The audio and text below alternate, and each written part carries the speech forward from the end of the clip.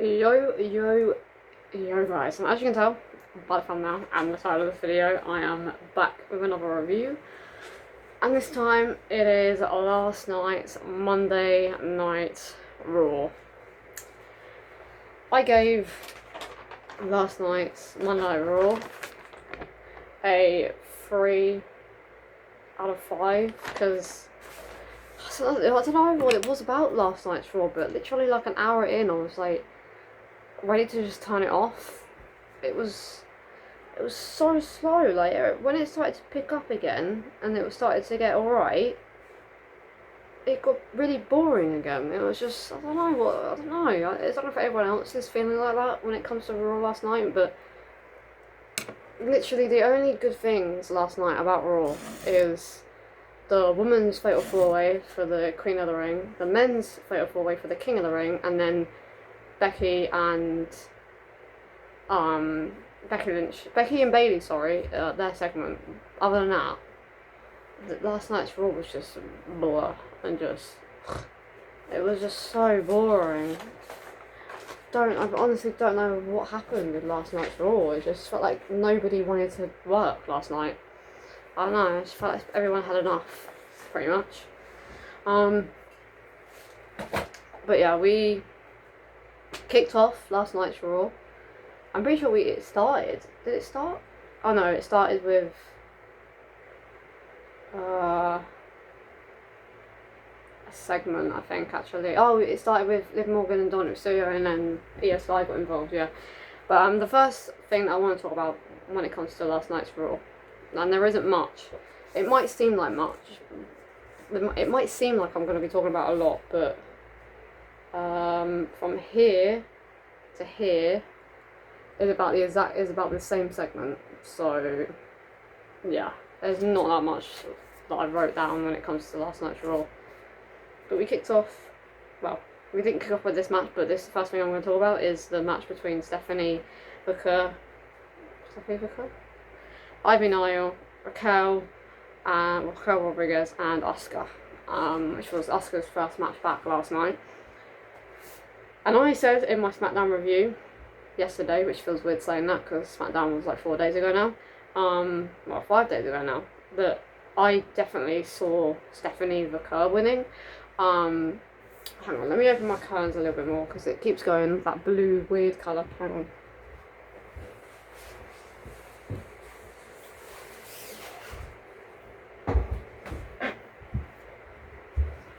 There we go. It should stop going to blue with blue like undersea colour now.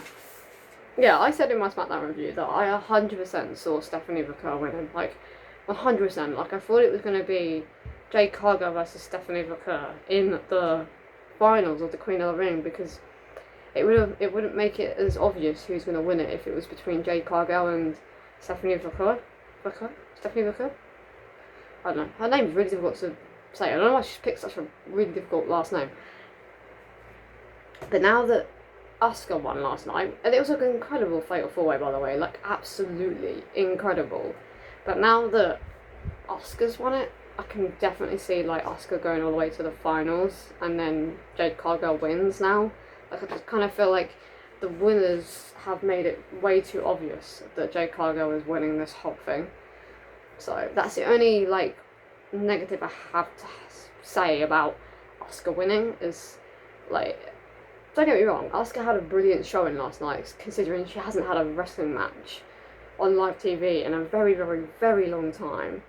And I've got nothing against Asuka at all because I think she's absolutely incredible in the ring and I don't not like her at all. Like, that's not what it's about, but I just feel like Stephanie not winning and going on to the finals to face Jade, it's kind of like made it a little bit obvious that Jade Cargill is winning the whole thing, because I just can't see any of the others winning. I just can't see Roxanne Perez winning. I mean, she could, but I can't see it. I think she's got too much going on with the Judgment Day and Liv and all that at the moment that I can't see her winning it. And then I can't see Alexa Bliss winning it because I think she's going to form a tag team with Charlotte. So I just can't see her winning it. Asuka, I really can't see her winning it. But they might do Asuka versus Io Sky at SummerSlam. That's a big possibility. but I definitely see Jade Cargill winning it now, and I don't know, I hate it when it's obvious who's winning, but at the same time I have to remind myself that when they go to Saudi Arabia, it's normally 95% of the time the matches, apart from maybe like one, are very, very, very obvious, because they just like to do like big money matches for the sake of big money matches. Like there's no like real storyline that goes into the winners for the Saudi shows, because it just tends to be the most obvious choices who's winning. But speak of Night of Champions, I don't think it's that obvious who's winning between AJ Styles and Dominic Mysterio. I mean, it's probably a big possibility that AJ Styles is losing, but at the same time, I don't feel like it's 100% that he is. So, I don't know. It depends on the other matches that happen at Night of Champions, because John Cena versus CM Punk is obvious that John Cena is winning. Dominic versus AJ Styles, that's not too obvious. Jade Cargill versus Asuka, that would be very obvious that Jade Cargill's winning, I believe. And then Cody versus Sami Zayn, I would presume. I feel like that's very obvious that Sami's winning. So I don't know. It depends on the fifth match, I guess. But yeah. And then the second thing that I want to speak about. How many things am I actually going to speak about that happened on last night's Raw? 1, 2, 3, 4, 5,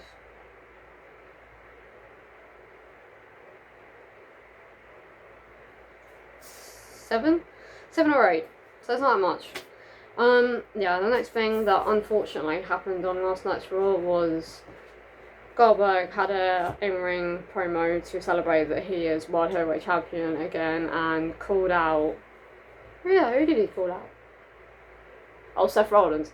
He called out Seth Rollins because he's obviously the Money in the Bank holder at the moment, and he can cash in on Gunther at any point, or John Cena at any point, or whoever the hell he wants to cash in on. But Seth Rollins didn't interrupt him, Shitberg did, which was such fun. Like, I'm so excited to see Goldberg versus Gunther at not Night Champions, at Saturday Night's main event next month in a 4-minute main event. Like, I'm so excited.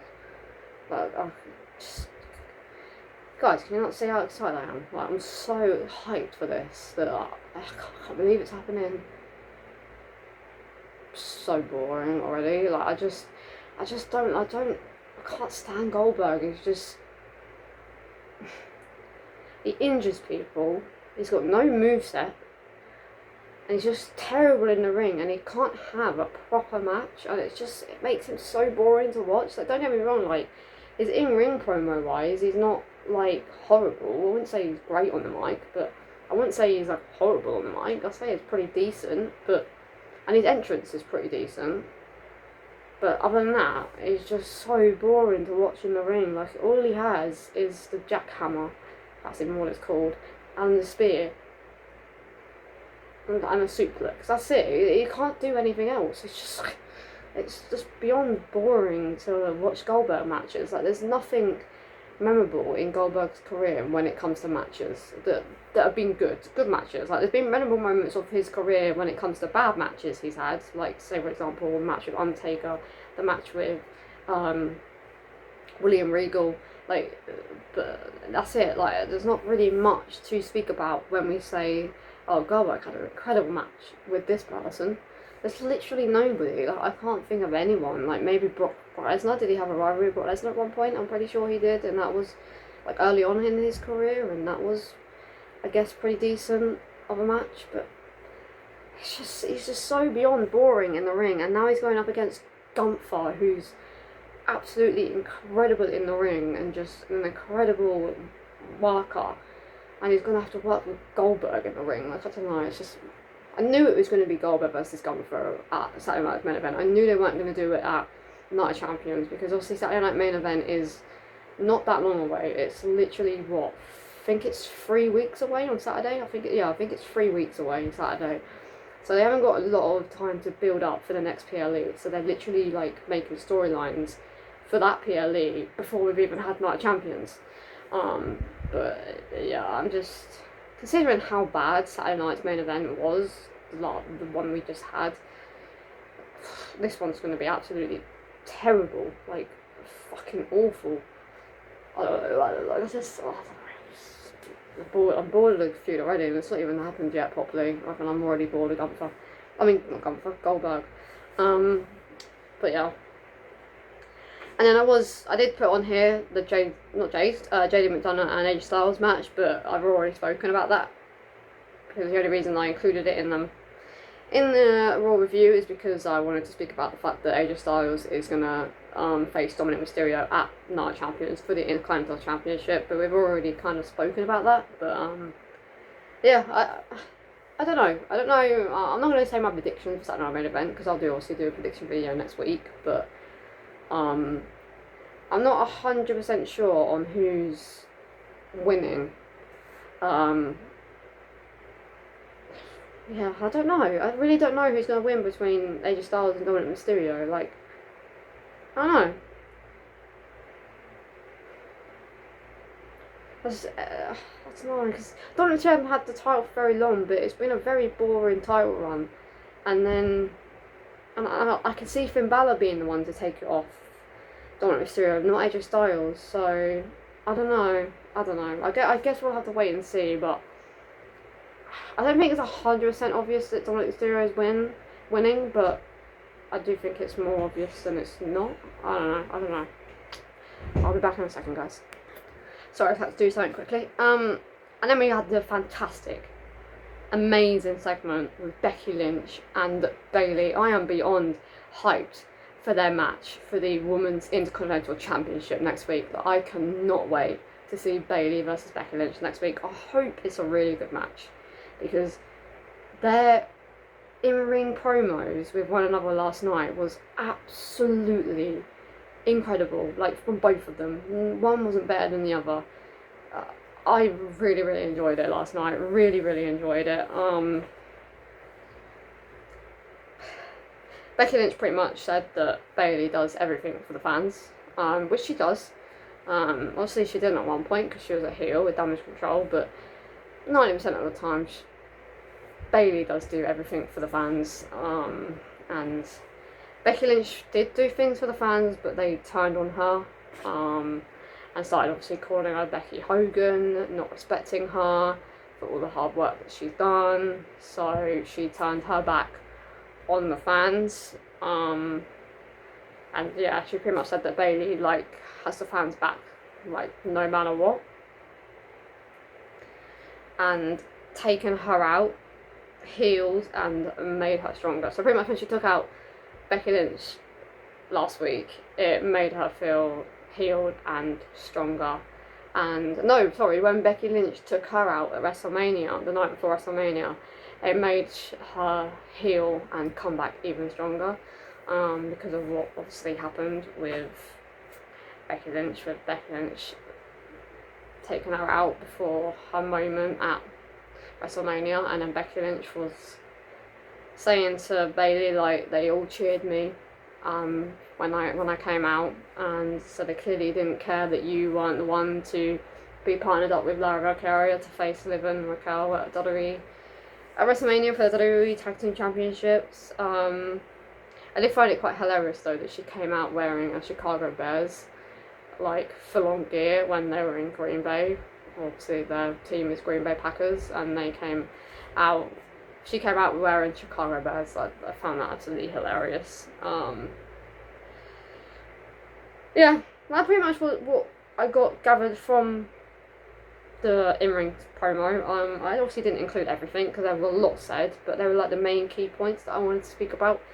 But yeah, no, their segment last night was so good, and I'm beyond excited for their feud the next week. Not their feud, sorry, their match next week. I feel like it's just going to be absolutely incredible. Hoping so. I'm sorry that the lighting keeps going blue. I have said this obviously earlier on in the video, but yeah, I don't know why it keeps doing that. It's really annoying. And then we had a situation with Kairi Sane and Liv Morgan, and literally 30 seconds into the match, Liv Morgan got injured. injured. Because I'm really, really unsure that she's actually injured. I do feel that it's storyline injury.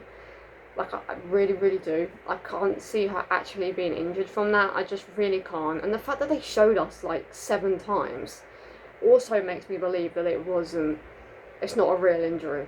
I mean, it could be, but.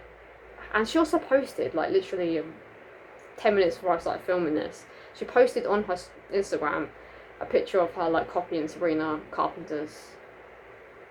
Did Sabrina Carpenter? Yeah, I think so. Her cover art.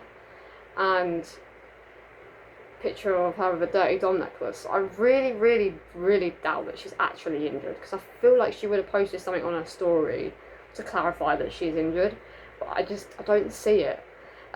Especially the amount of times that they showed it, because when Zoe Stark injured her knee, they literally showed it like twice, and that was it. They never showed it again. So yeah, I feel like this is just a way to, like, maybe Liv's got like filming going on for her acting career. That could be what it is. There might be something that she needs to go back to Japan for, or wherever it is that she was filming, and she needs to go back to finish off her film. So they've like storylined her out of WWE for like maybe like 3 weeks, 2 weeks, maybe 2 weeks. I'd say 2 weeks. Maybe she'll come back like a couple of weeks before Evolution, or maybe 3 weeks before Evolution, and then she'll have to carry on the feud with Nikki Bella, possibly.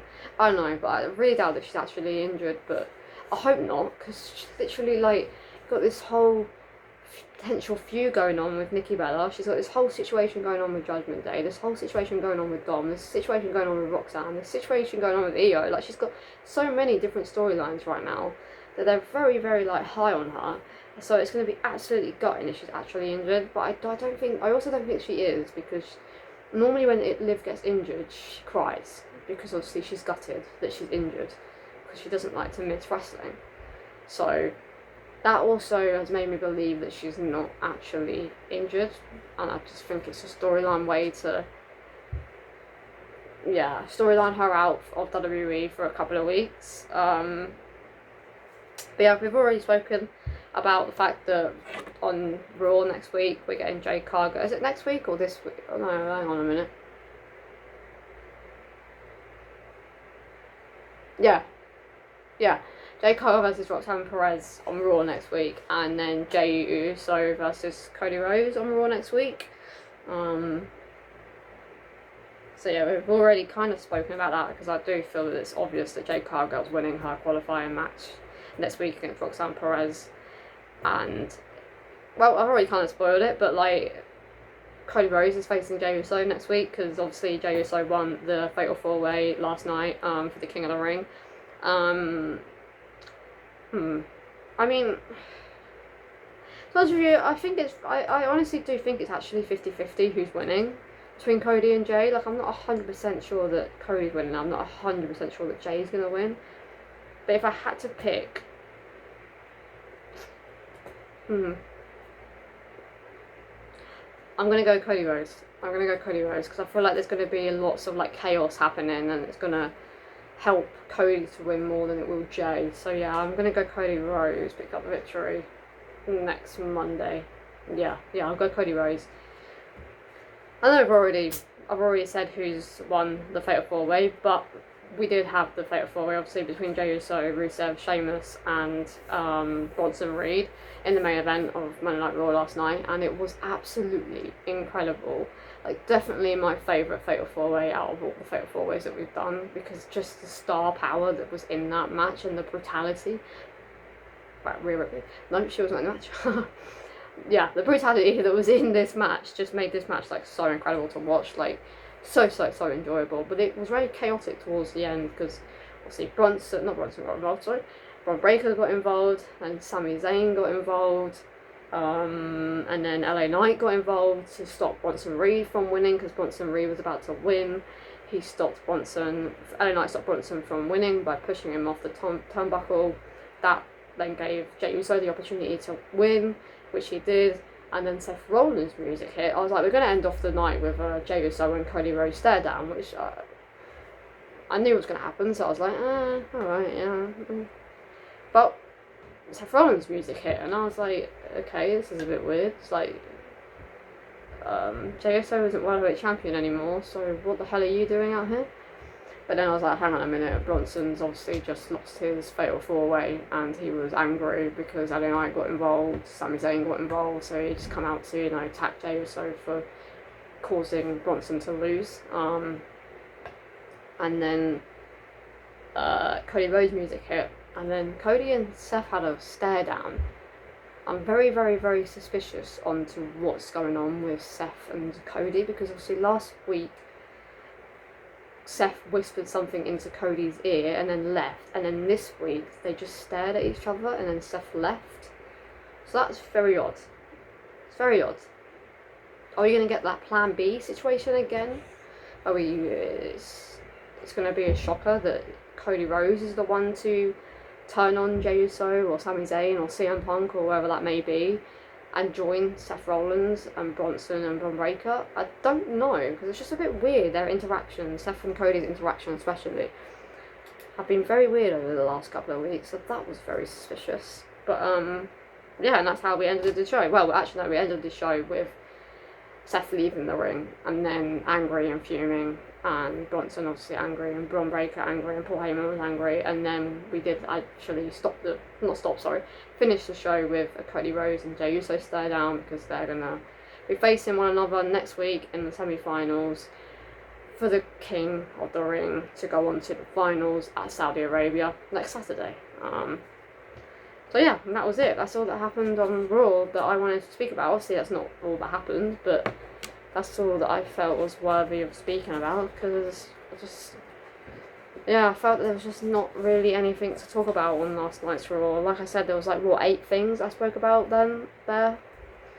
I don't know, last night's Raw just felt so boring. It just kind of felt like they had momentum, and then all of a sudden someone pressed the red light and they were all just frozen, because it was just stop and start. It felt like last night. It just felt like, it honestly felt like half of the roster didn't want to be there. Like they all just felt, they all just looked like, and the atmosphere and just the way the show was created, it just felt like they didn't want to be there. But yeah, that's the end of my Raw review. Let me know, got some below. Is this a 5 out of 5 Raw, 4 out of 5 Raw, 3 out of 5 Raw, 2 out of 5 Raw, or 1 out of 5 Raw? Let me know in the comments down below, sorry. But yeah, it's been Charlie, and I'll see you guys next time. Peace.